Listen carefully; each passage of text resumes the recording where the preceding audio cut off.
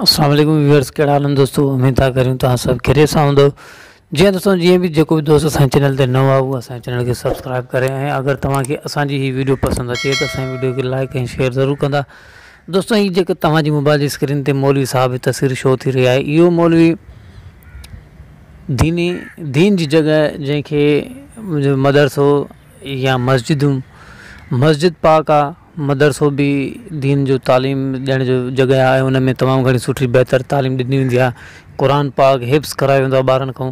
ही मौलवी क़ुर पाक न हिफ्ज़ कराई, न कंहिं ॿार खे अॻिते पढ़ाइण जो को सोचाई। हिन पंहिंजे मासूम बचड़नि खे जेके हिन वटि सबक़ जे लाइ या क़ुर शरीफ़ जी तालीम वठण जे लाइ अचनि था, उन्हनि खे पंहिंजी हवस जो शिकार बणाईंदड़ ही उहो मौलवी ऐं ज़ालिम मौलवी आहे, जंहिं हिकु मासूम शख़्स सां हुनखे पंहिंजी हवस जो शिकार बणाए रहियो आहे। हीअ जेकी भी स्क्रीन ते तव्हांजी तस्वीर हाणे हिन टाइम शो थी रहे, तव्हां पाण ॾिसो था त हिन तस्वीर में मौलवी साहब जा कम ऐं किरदार ॾिसो। छा मौलवियुनि खे अहिड़ा कम करणु घुरिजनि, या अगरि अहिड़ा मौलवी जेके मस्जिद में या मदरसनि में अहिड़ा किरदार अदा कनि, छा उन्हनि खे मस्जिद ऐं मदरसनि में रहण जो को हक़ आहे?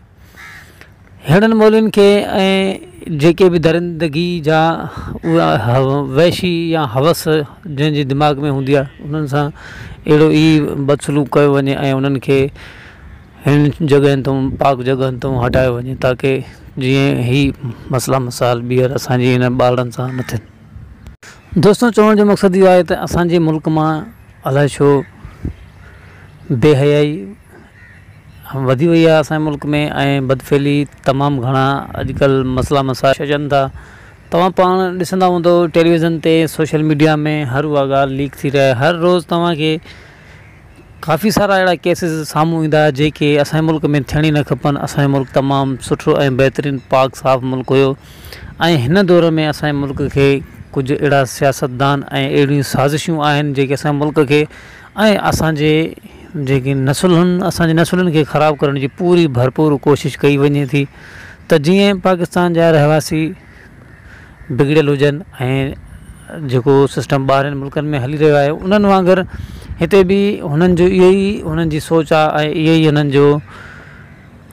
हुननि जे दिमाग़ में इहे ई ॻाल्हियूं आहिनि त असां पाकिस्तान खे ओड़ो ई ठाहियूं जीअं ॿाहिरियां मुल्क, जीअं ख़ासि करे अंग्रेज़नि जा मुल्क थी विया। अहिड़ा काफ़ी सारा ॿिया ममालिक आहिनि जंहिंमें बदफ़ैली ऐं बेहयाई तमामु वधीक आहे, ऐं ही उहे दुश्मन आहिनि असांजे मुल्क ऐं असांजे शहरनि जा, जेके जंहिंजी इहा ई सोच आहे त हू बि असांजे मुल्क ऐं असांजे शहर खे अहिड़ो बणाइनि।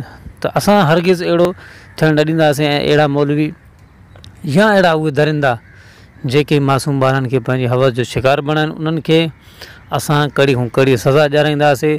सोशल मीडिया जो तमामु सुठो कमु करण वारा काफ़ी सारा अहिड़ा दोस्त पिया आहिनि जेके सोशल मीडिया में तमामु जल्द ऐं सुठी पोज़ीशन वठण वारा आहिनि ऐं तमामु सुठो कमु कंदा आहिनि। सोशल मीडिया जो मक़सदु इहो आहे त जेके बि अहिड़ा मसला मसाइल पेश अचनि था, उन्हनि खे असां जल्द खां जल्द फॉरवर्ड कयूं ऐं उन्हनि ते असां वीडियोज़ वग़ैरह ठाहींदा इन ई करे आहियूं, ताकी तीअं हीअ अहिड़ा केसिस असांजे मुल्क में ऐं असांजे सिंध जे इलाइक़े में, सिंध छा पंजाब बलोचिस्तान सरहद कहिड़े बि सूबे में ही मसला पेश न अचनि। सोशल मीडिया खे तमामु सुठो ऐं बहितर कमु करे रहिया आहे। असां सभिनी दोस्तनि जा शुक्रगुज़ार आहियूं। तव्हां बि असांजो साथ ॾियो ऐं असांजी जेके बि अहिड़े क़िस्म जी जेके बि वीडियो अचनि था, उनखे वधि खां वधि फॉरवर्ड कयो, ताकी जीअं जेका वीडियो जंहिं बि मक़सद ते हूंदी आहे उहा पंहिंजे मक़सद ते पहुचे। जीअं दोस्तों, इहा ई नंढड़ी ॻाल्हि हुई जेका तव्हां सां शेयर करणी हुई। अगरि तव्हांखे असांजी वीडियो ही पसंदि अचे त असांजे चैनल खे सब्सक्राइब ऐं असांजी वीडियो खे लाइक शेयर ज़रूरु कंदा, त जीअं असांजी बि ही वीडियो जंहिं मक़सद ते असां ठाही आहे उन मक़सद ते पहुचे ऐं इन मौलवी साहब खे असां सज़ा ॾियाराए सघूं। ठीकु आहे दोस्तों, अॼु ताईं एतिरो। अॻिली वीडियो ते ॾींदा असांखे इजाज़त। दुआ में यादि कयो। अल्लाह हाफ़िज़।